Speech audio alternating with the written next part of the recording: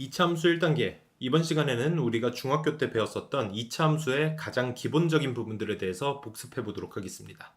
자, y는 x제곱, 우리가 생각하는 가장 간단한 이차함수죠. 자, 이걸 그래프로 그리면 어떻게 생겼습니까? 이렇게 xy 좌표평면 위에 원점에서 출발해서 양옆으로 위로 쭉 뻗어 올라가는 포물선을 그릴 수 있을 겁니다. 자, 이 모양은 다들 기억나시죠? 이게 가장 기본적인 이차함수 모양이 되겠습니다. 자, 그럼 여기서 살짝씩 변형을 시켜보면서 이차함수가 어떻게 바뀌어 나가는지를 살펴볼 건데요. 만약에 이 x제곱 앞에 a라는 숫자가 곱해지면 어떻게 될 것인가? 예를 들어서 앞에 2분의 1이 곱해지면 어떻게 될지 우리가 생각을 해봐야 됩니다. 자, 그럼 원래는 x제곱 앞에 1이 곱해져 있었는데 그게 2분의 1로 바뀐 거잖아요. 그러니까 그 숫자가 작아진 겁니다. 앞에 곱해지는 숫자가 작아지면 저 포물선은 옆으로 퍼진다라고 생각하시면 됩니다. 이 폭이 넓어지는 거죠. 자, 그리고 반대로 앞에 곱해져 있는 숫자가 1보다 큰 숫자면 폭이 더 좁아진다. 그래서 더 가파르게 올라간다. 이렇게 생각해 주시면 되겠습니다. 자, 그리고 x제곱 앞에 만약에 음수, 마이너스가 붙으면 어떻게 됐습니까? 이 그래프가 저 이차함수의 꼭지점을 기준으로 대칭된 모양이 그려졌었죠. 아래로 뒤집어서 그려주시면 됩니다. 그래서 이럴 땐 위로 블록하다 이렇게 표현을 했었죠. 자, 그래서 앞에 어떤 숫자들이 곱해질 때 일단 기본적으로 모양이 어떻게 결정된다는 걸 머릿속에 항상 떠올리셔야 됩니다. 자, 그럼 예를 들어서 이렇게 ax제곱의 그래프 모양이 결정이 돼 있다고 해볼게요. 이런 그래프를 만약에 x축의 방향으로 p만큼 평행 이동시킨다면 이건 식으로 어떻게 표현할 것인가? 그래프의 평행이동 간단하죠? x 대신에 x-p를 대입해 주시면 됩니다. 이건 모든 함수가 다 동일합니다. x축으로 p만큼 평행 이동했다고 하면 x 대신에 x-p. 자, 그럼 y축으로 q만큼 평행 이동한다면 어떻게 될까요? 이때는 뒤에 플러스 q를 붙여주시면 됩니다. 자, 여기서 주의해야 될 점, x 대신에 x-p를 대입해서 p가 마이너스 p가 됐다고 생각할 수 있는데 왜 y는 그대로 플러스 q인가? 이게 좀 의아하실 수 있어요. 자, 그런데 이것도 마찬가지로 y 대신에 y-q를 대입한 거랑 똑같습니다. y 대신에 y-q를 대입한 다음에 마이너스 q만 반대편으로 넘긴 거예요. 그랬더니 플러스 q가 됐다. 이렇게 생각하셔도 됩니다. 자, 그래서 우리는 앞으로 이런 모양의 이차함수를 자주 보게 될 겁니다. 그랬을 때 우리는 그 의미를 바로바로 파악해 줄 필요가 있거든요. 우선 가장 기본형은 뭐다? 바로 이 부분입니다. ax제곱. 그러니까 기본형이라는 거는 평행이동을 하기 이전의 상태. 그래서 기본형을 먼저 파악을 하셔야 되고 평행이동이 어떻게 이루어졌는지를 생각하셔야 되는 거예요. 기본형은 ax제곱에서 출발해서 x축으로 p만큼 갔기 때문에 x 대신에 x-p, 그 다음에 y축으로 q만큼 올라갔기 때문에 뒤에 플러스 q를 붙여준 거죠. 자, 그럼 이 식을 보자마자 어떤 정보를 얻어낼 수 있는가? 바로 이 꼭지점의 좌표를 얻어낼 수 있는 겁니다. 기본형에서 x축으로 p, y축으로 q만큼 움직였기 때문에 원래 꼭지점이 0,0에 있었던 거잖아요. 그럼 평행 이동한 꼭지점은 평행 이동한 만큼만 딱 움직였겠죠. 그래서 새로운 꼭지점은 p, q가 된다. 자, 그 다음 이 그래프를 이용해서 우리가 알 수 있는 정보는 뭐냐면요. 이 꼭지점의 y좌표를 이용한 정보입니다. 즉 y좌표가 q잖아요. 근데 저게 의미하는 게 또 뭐가 있냐면 저 그래프에서 y값이 가장 낮은 지점이에요. 그러니까 최소값이 된다는 거죠. 이해되셨습니까? 지금 함수값, 그러니까 y값의 최소값인 거예요. 자, 물론 x제곱 앞에 곱해졌던 a가 음수였다면 이렇게 뒤집어진 모양. 그래서 저 꼭지점이 최소값이 아니라 최대값이 됐겠죠. 그래서 이런 모양이면 최대값 혹은 최소값을 구할 수 있다. 자, 그리고 또 어떤 정보를 바로 구할 수 있냐? 바로 중심축입니다. 꼭지점에 x좌표가 있는 데가 바로 중심축이 되겠죠. x는 p. 저 중심축을 기준으로 이차함수가 좌우 대칭인 모양으로 그려지게 되는 겁니다. 자, 그런데 이차함수가 이런 모양으로만 주어지진 않죠. 이게 친절한 모양이긴 한데 이걸 다 전개해버린 형태로도 표현이 된단 말이에요. 자, 그럼 이건 전개해버렸기 때문에 아주 불편한 모양이냐? 꼭 그렇지만은 않습니다. 이렇게 전개된 식에서 더 빠르게 구할 수 있는 정보들도 있습니다.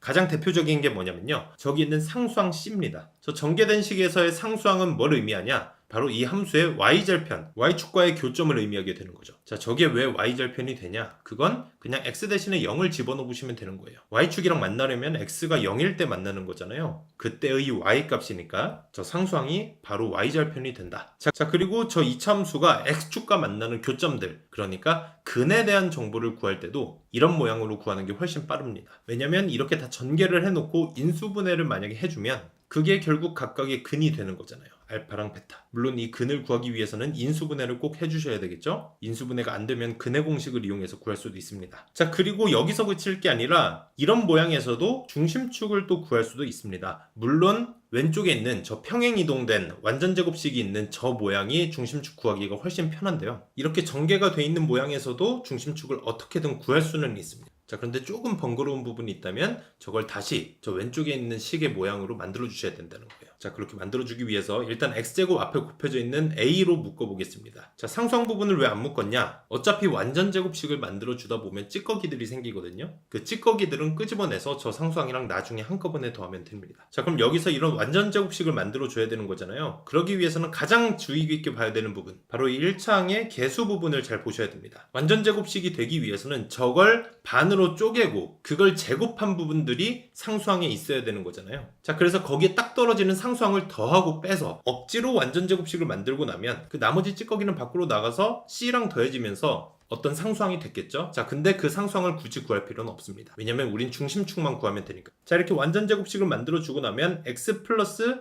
2a분의 b, 그러니까 a분의 b의 절반이 됐을 거예요. 그리고 그 부분을 보면 거기에 마이너스만 붙이면 중심축이 되는 거 아니에요. 그만큼 평행 이동을 한 거니까. 이해되셨죠? 자, 그래서 이차 함수를 표현하는 방식이 두 가지가 있는데 대표적으로 일단 이런 모양, 이렇게 완전 제곱식이 들어간 모양은 우리가 꼭지점의 좌표를 바로 구할 수 있다는 엄청난 장점이 있고요. 그리고 꼭지점의 y좌표를 이용해서 최소값이나 최대값을 바로 구할 수 있다는 장점도 있습니다. 그리고 x축으로 얼만큼 평행 이동했는지를 보면 그게 바로 중심축이 되니까요. 이 세 가지 정보를 바로 구할 수 있다는 엄청난 장점이 있죠. 자, 그리고 오른쪽에 있는 이 전개한식, 이것도 이 모양 나름대로 조금 빠르게 구할 수 있는 것들이 있다고 했었죠. 가장 먼저 y절편, 상수항이 바로 y절편이 된다. 자, 그리고 저 식을 인수분해한다면 우리가 근을 바로 구할 수도 있다. 자, 그리고 마지막으로 얘도 중심축을 구할 수 있다고 했었죠. 조금 불편하지만 2차항이랑 1차항을 가지고 일단 얘네를 A로 묶어준 다음에 1차항의 개수에 맞게 완전 제곱식을 억지로 만들어주는 거예요. 그럼 이런 모양이 되기 때문에 저건 x축으로 마이너스 2a분의 b만큼 평행 이동했다. 그래서 중심축도 마이너스 2a분의 b가 될 것이다. 이렇게 생각할 수 있게 되는 거죠. 자, 이 부분까지 필기를 다 해주시고요. 필기 다 하셨으면 예제 문제 풀어보도록 하겠습니다. 자, 다음은 이차함수의 그래프다 라고 하면서 이런 식을 줬는데요. 제가 아까 말씀드렸다시피 이런 모양, 완전 제곱식이 들어간 모양으로 주어지면 알 수 있는 정보가 굉장히 많다고 했습니다. 가장 기본형이 뭐예요? 이거는 ax 제곱이라는 기본형의 그래프를 x축으로 마이너스 p 그리고 y축으로 마이너스 q만큼 평행 이동한 그래프입니다. 자, 그런데 a, p, q의 부호를 구하라고 그랬어요. 자, 그런데 x제곱 앞에 a가 곱해져 있고 그게 위로 블록하잖아요. 그래서 A는 음수였을 거다.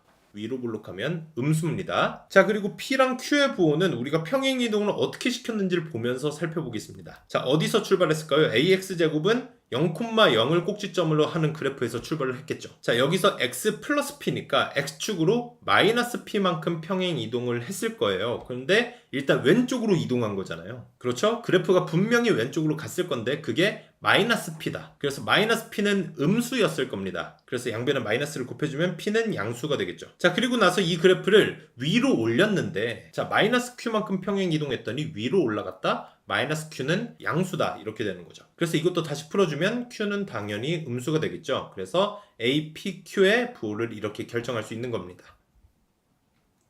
다음 문제 보겠습니다. 다음 2차 함수를 평행 이동해서 겹칠 수 있는 걸 구하래요. 자, 그래서 이 2차 함수를 봤는데요. 평행 이동해서 겹치려면요. 이 두 그래프가 기본형이 같아야 됩니다. 자, 그럼 위에 있는 그래프의 기본형은 뭐냐? 그냥 2차항만 딱 보시면 돼요. 왜냐면 1차항이랑 상수항은 평행 이동으로 얼마든지 자유롭게 맞춰줄 수 있거든요.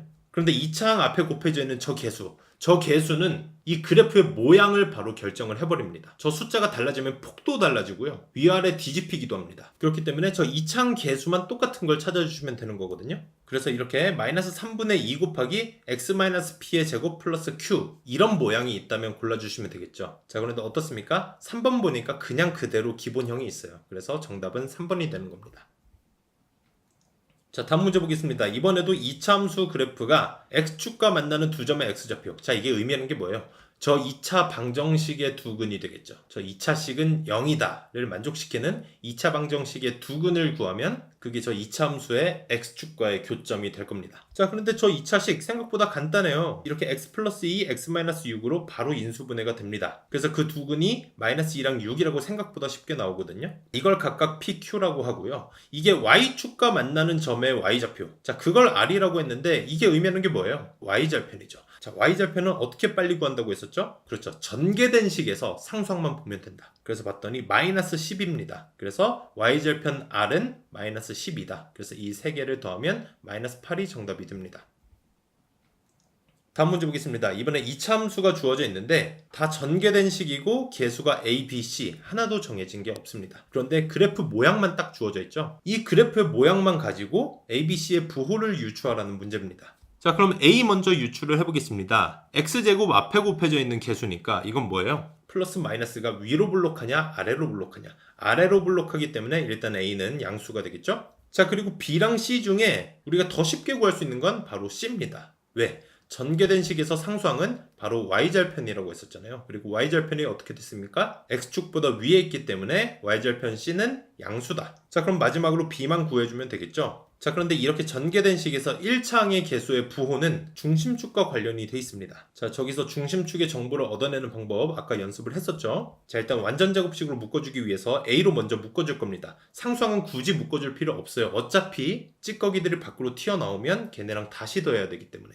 자, 그 다음에 이 안에서 1차항의 개수가 a분의 b잖아요. 자, 그럼 얘 절반의 제곱이 상수항으로 더해지고 빼지고 억지로 이렇게 완전제곱식으로 만들어주다 보면 저 개수의 절반 2a분의 b가 분명히 뒤에 더해질 거고요. 이 앞에 x만 더해주면 이게 완전제곱식으로 만들어지는 거죠. 그 앞에 개수 a가 곱해져 있었겠죠. 그리고 여기에 찌꺼기 부분이 밖으로 분명히 튀어나갔을 거예요. 그리고 나서 이미 밖에 있던 c랑 더해져서 어떤 숫자가 됐을 텐데 그건 지금 중요하지 않습니다. 굳이 계산할 필요 없는 거예요. 왜? 우리는 중심축의 정보만 알면 되니까. x축으로 마이너스 2a분의 b만큼 평행 이동한 거잖아요. 그래서 중심축이 마이너스 2a분의 b. 자, 근데 그 중심축이 어떻습니까? 음수입니다. 그렇죠? 그래서 양변에 다시 마이너스를 곱했을 때 2a분의 b는 양수가 돼야 되는 거고요. 자, 우리가 이미 알고 있는 거 a의 부호가 양수잖아요. 그렇기 때문에 2a분의 b가 양수가 되려면 b도 양수가 돼야 된다는 거죠. 자, 이렇게 b의 부호를 구하셔도 되고요. 이거보다 조금 더 빠르게 부호만 결정해야 된다면 중심축이 마이너스 2a분의 b라는 걸 우리가 알고 있다면 조금 더 간단한 방법으로도 풀 수가 있는 거죠. 자, 뭐만 보면 되냐? a랑 b가 같은 부호인지 다른 부호인지만 보시면 되는 겁니다. 자, 중심축이 마이너스 2a분의 b라고 했잖아요. 그래서 만약에 a랑 b가 부호가 같다면 2a분의 b가 양수가 되면서 그 앞에 음수가 곱해졌기 때문에 중심축은 음수가 될 겁니다. 그렇죠? 자, 마찬가지로 a랑 b가 다른 부호가 된다면 거꾸로 중심축은 양수가 되겠죠. 이렇게 좀 더 쉽게 파악할 수도 있는 거예요. 그런데 지금 중심축이 음수잖아요. 그렇기 때문에 a랑 b는 같은 부호다. 그래서 b가 a랑 같은 부호인 양수가 되겠구나. 이렇게 유추하셔도 되는 겁니다. 이해되셨죠? 연습 문제 충분히 풀어보세요. 감사합니다.